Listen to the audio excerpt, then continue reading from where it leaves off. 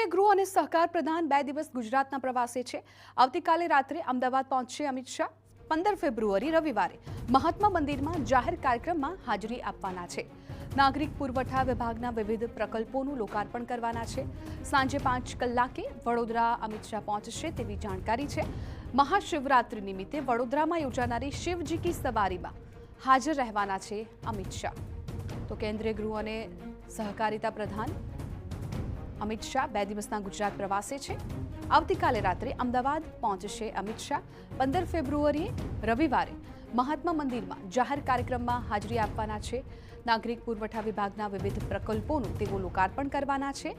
એટલે સાંજે 5 કલાકે વડોદરા પહોંચે તે પ્રકારની માહિતી અત્યારે મળી રહી છે। ખાસ તો મહાશિવરાત્રી નિમિત્તે વડોદરામાં શિવજી કી સવારી યોજાવાની છે કે જેમાં તેઓ હાજર રહેવાના છે।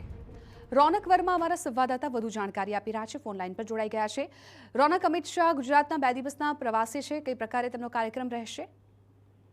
બિલકુલ જી, આવતીકાલે સાંજથી કેન્દ્રીય ગૃહ અને સહકારિતા મંત્રી અમિત શાહ છે તેઓ ગુજરાત પ્રવાસે આવી રહ્યા છે, જેમાં 15 ફેબ્રુઆરી એટલે કે રવિવારના રોજ તેમના જુદા જુદા કાર્યક્રમો છે તે નિર્ધારિત કરવામાં આવ્યા છે। મહત્વની વાત કરવામાં આવે તો નાગરિક પુરવઠા વિભાગના 3 જેટલા વિવિધ પ્રકલ્પો છે તેમનું લોકાર્પણ છે તે મહાત્મા મંદિર ખાતેથી કરવામાં આવશે, જેમાં અત્યાર સુધી જે વ્યાજબી ભાવની દુકાનો હતી ત્યાંથી જે પ્રકારે રાશનનું વિતરણ કરવામાં આવતું હતું તેને આધુનિકીકરણ કરીને જે મોબાઈલ એપ્લિકેશન અને ફૂડ કૂપન સહિતની જે સુવિધાઓ છે તે મારફતે હવે આપવામાં આવશે। ન માત્ર એટલું પરંતુ પ્રાથમિક તબક્કે જે રાશન કાર્ડ છે તેનું વિતરણ એટીએમ સિસ્ટમથી થાય તે પ્રકારનું પણ આયોજન છે તે કરવામાં આવી રહ્યું છે। એટલે જે 3 જુદા જુદા પ્રકલ્પો છે તેનું મહાત્મા મંદિર ખાતેથી લોકાર્પણ થશે અને ત્યારબાદ 15 તારીખે મહાશિવરાત્રીનો પણ જે પવિત્ર દિવસ છે તેના જ કારણે વડોદરામાં વર્ષોથી જે શિવજી કી સવારી યાત્રાનું આયોજન થાય છે, જેમાં હજારો વડોદરાવાસીઓ છે તે જોડાતા હોય છે। આ કાર્યક્રમમાં પણ અમિત શાહ છે તે વડોદરા પહોંચશે અને આ કાર્યક્રમમાં હાજરી આપશે। મહત્વનું છે કે 2 દિવસની તેઓ